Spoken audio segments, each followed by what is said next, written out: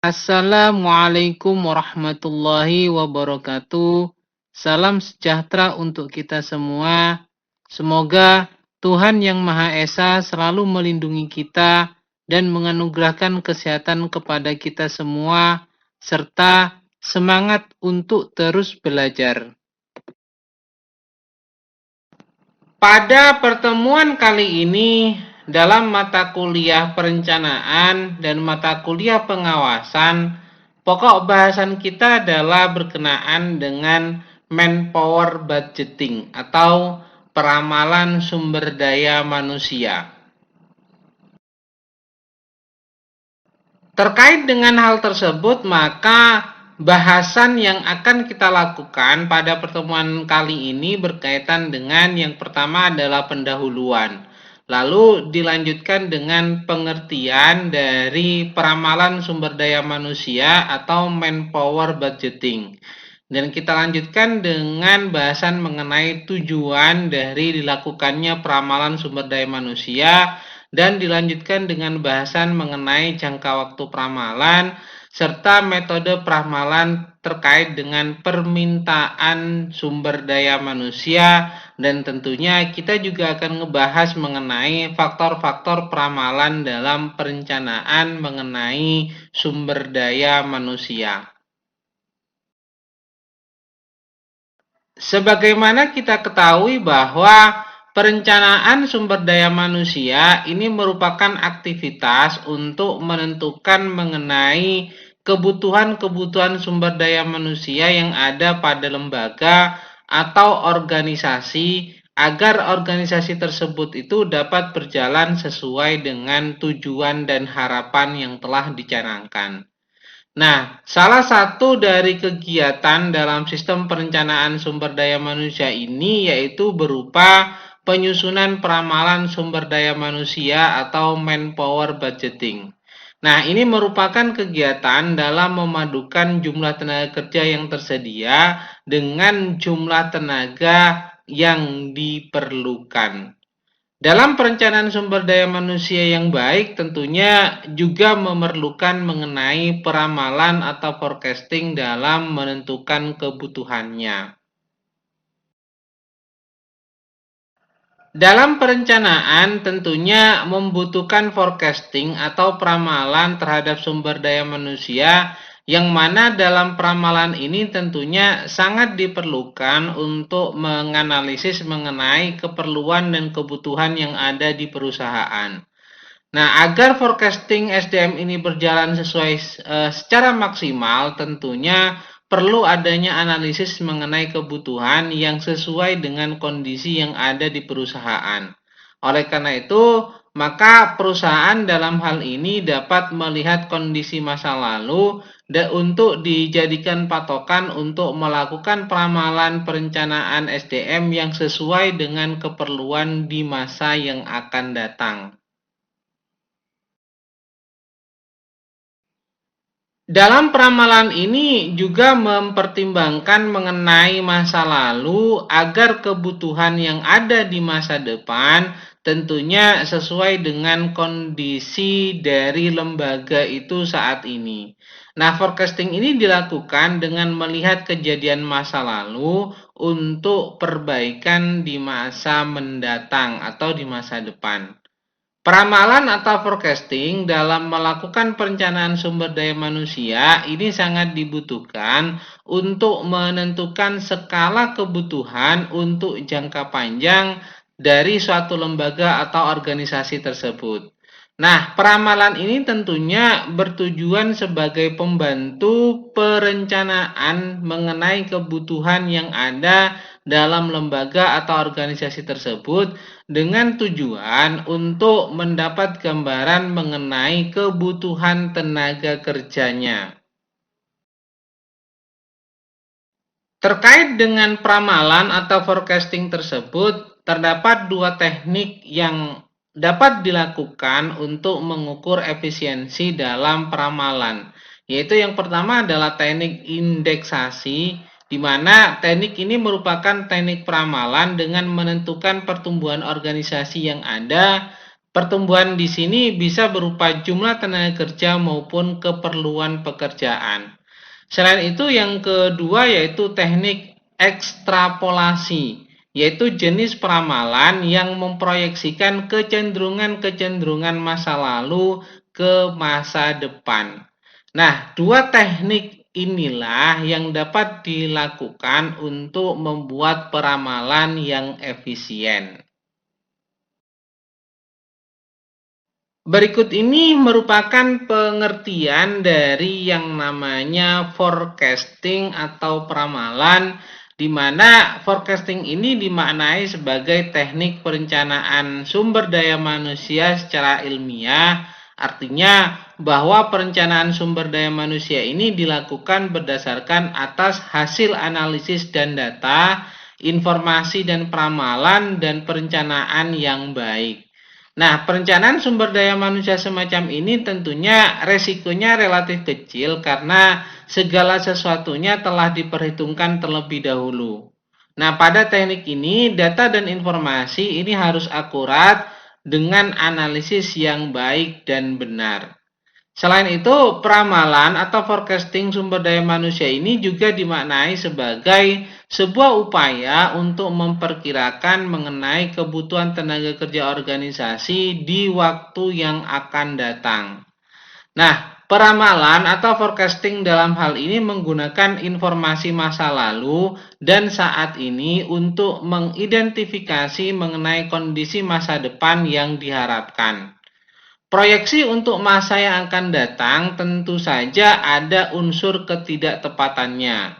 Biasanya orang yang berpengalaman tentunya mampu meramal cukup akurat terhadap benefit organisasi dalam rencana jangka panjangnya. Pendekatan-pendekatan ini dilakukan untuk meramal mengenai sumber daya manusia yang dapat dimulai dari perkiraan terbaik dari manajer sampai dengan simulasi komputer yang rumit. Nah, asumsi yang dipergunakan yaitu asumsi yang sederhana, tentunya dalam hal ini mungkin cukup untuk jarak tertentu, tetapi jarak yang rumit akan diperlukan untuk peramalan yang lainnya. Forecasting ini juga bermakna sebagai usaha peramalan atau usaha prediksi mengenai kebutuhan-kebutuhan karyawan. Walaupun dalam hal ini bisa saja prediksi-prediksi mengenai kebutuhan karyawan tersebut itu disampaikan secara tidak formal atau secara informal. Nah, mengenai kebutuhan-kebutuhan karyawan tersebut tentunya di waktu yang akan datang yang didasarkan pada ketajaman perencanaan SDM ke depannya. Meskipun mungkin saja prediksi tersebut itu tidak dibutuhkan. Nah, peramalan kebutuhan SDM ini merupakan elemen penting dalam perencanaan sumber daya manusia, di mana peramalan SDM ini mencoba untuk menentukan apa yang dibutuhkan, baik permintaan keterampilan ataupun keahlian khusus dan berapa banyak karyawan yang dibutuhkan. Sehingga yang diperlukan dalam perencanaan sumber daya manusia ini tentunya berupa jumlah, jenis, dan kualitasnya. Dalam hal ini dapat disimpulkan bahwa pemahaman peramalan sumber daya manusia ini merupakan upaya untuk memprediksi kebutuhan-kebutuhan analisis ketajaman organisasi yang mendasari terhadap perencanaan ke depan, baik itu jangka pendek, jangka menengah, ataupun jangka panjang, dengan tuntutan keahlian atau keterampilan sesuai dengan jumlah, jenis, dan kualitasnya.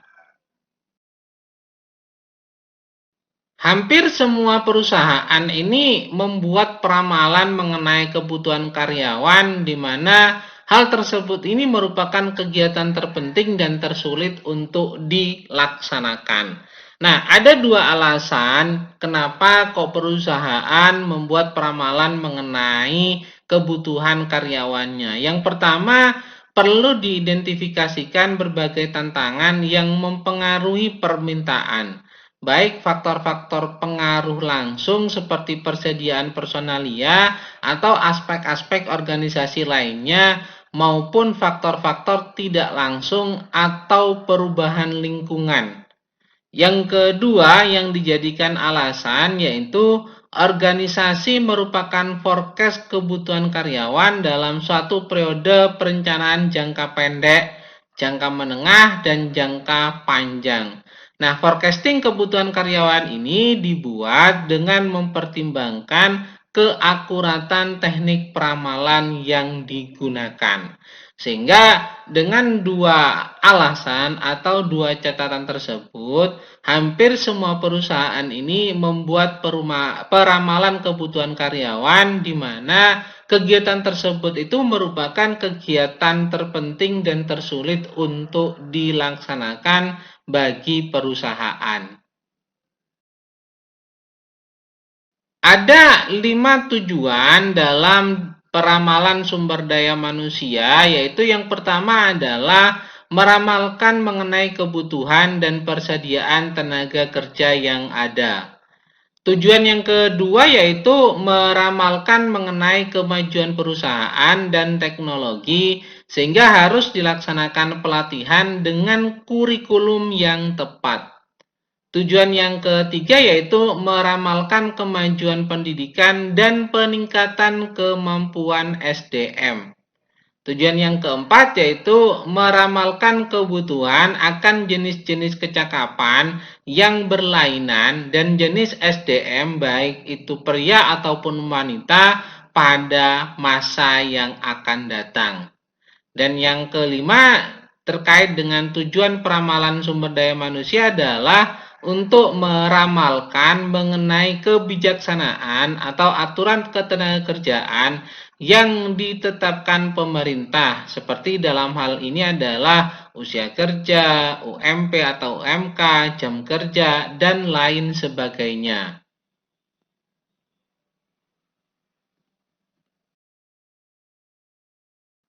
Terkait dengan jangka waktu peramalan, ini biasanya dilakukan melalui 3 tahapan, yaitu yang pertama adalah perencanaan jangka pendek, yang kedua perencanaan jangka menengah, dan yang ketiga perencanaan jangka panjang.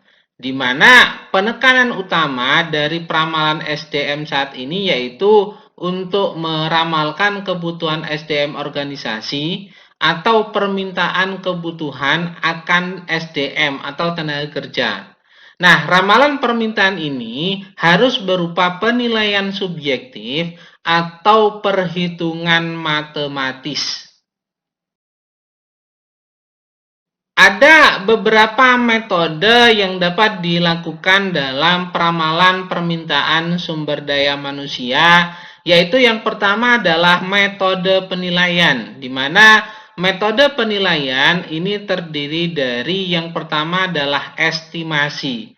Estimasi ini dapat berupa top down atau bottom up, tetapi dalam hal ini berkenaan dengan estimasi, pada dasarnya pertanyaan penting yang diajukan adalah berapa orang yang dibutuhkan pada tahun depan. Sehingga kita dapat melakukan metode peramalan permintaan sumber daya manusia dengan menggunakan metode estimasi.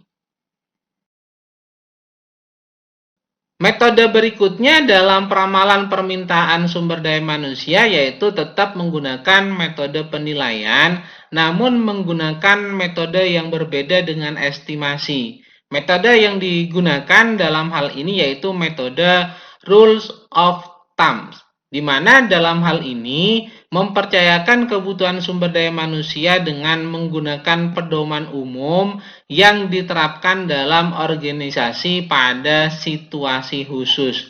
Contoh misalnya dalam hal ini, one operation manager for 5 report supervisor. Nah, ini dapat dilakukan sebagai pedoman yang digunakan untuk membantu dan meramalkan jumlah supervisor yang dibutuhkan dalam suatu divisi. Bagaimanapun, hal ini penting untuk menyesuaikan pedoman untuk mengetahui kebutuhan departemen yang sangat bervariatif. Metode berikutnya yang dipergunakan dalam metode peramalan permintaan sumber daya manusia yaitu tetap menggunakan metode penilaian namun menggunakan teknik Delphi. Di mana teknik Delphi ini menggunakan input dari kelompok pakar.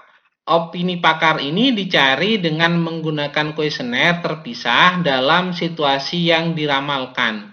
Nah, opini pakar ini kemudian digabungkan dan dikembalikan kepada para pakar untuk opini tanpa nama yang kedua. Proses ini akan berlangsung beberapa pakar hingga pakar pada umumnya setuju pada satu penilaian.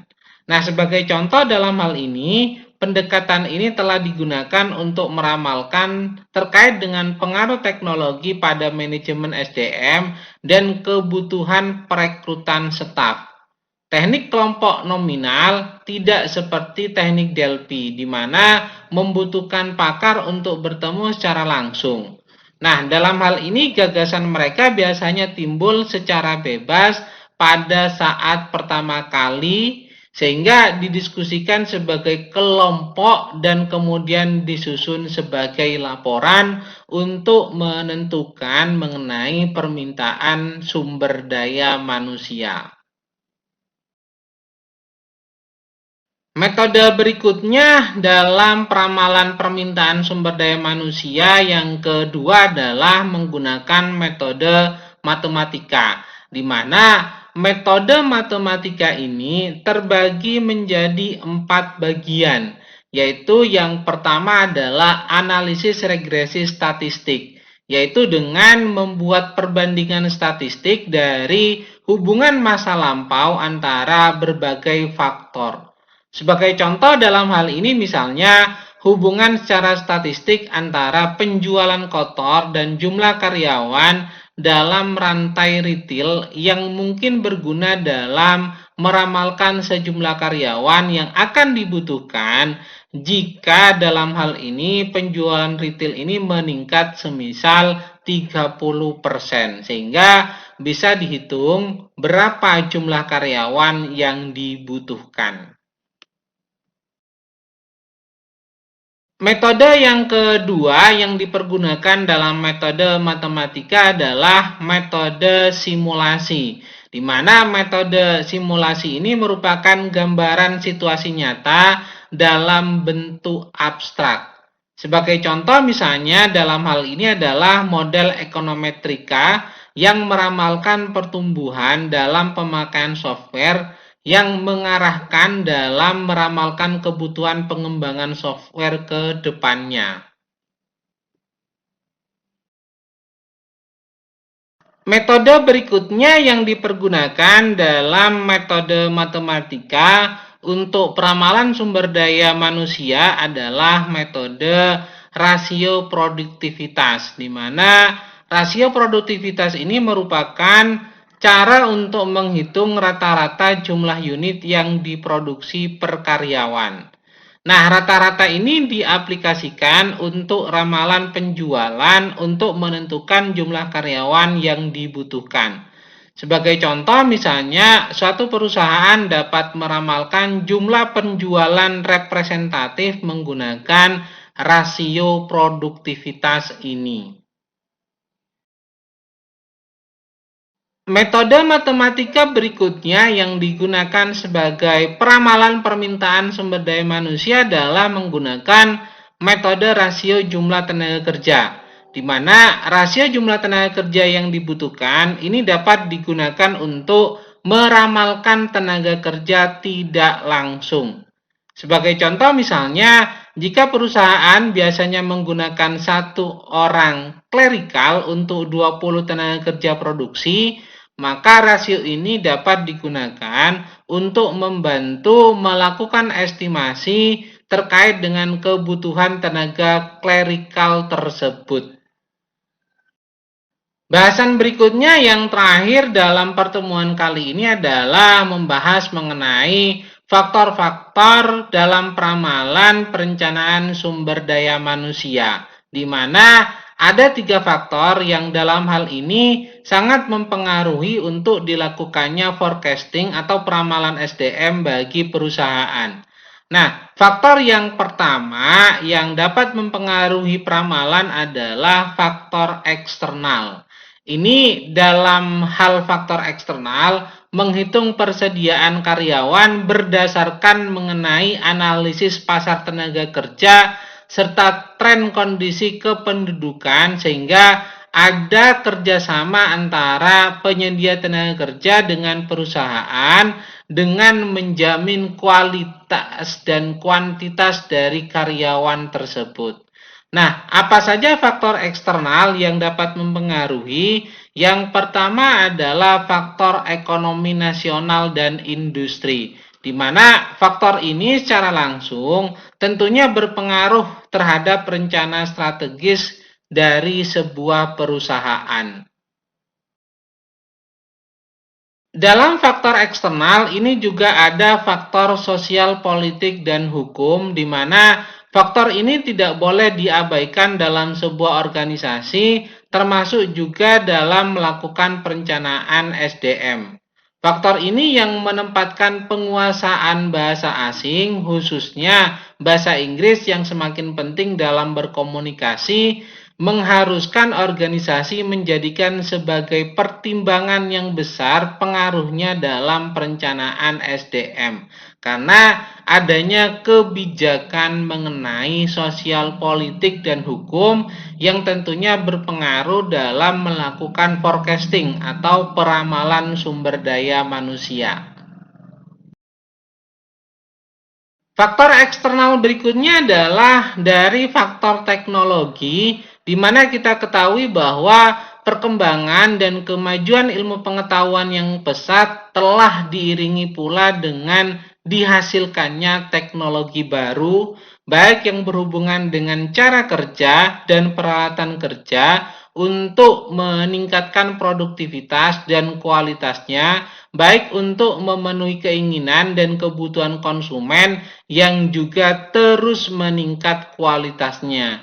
Sehingga faktor teknologi ini tentunya juga akan mempengaruhi terhadap peramalan mengenai perencanaan sumber daya manusia ke depannya yang dibutuhkan oleh perusahaan.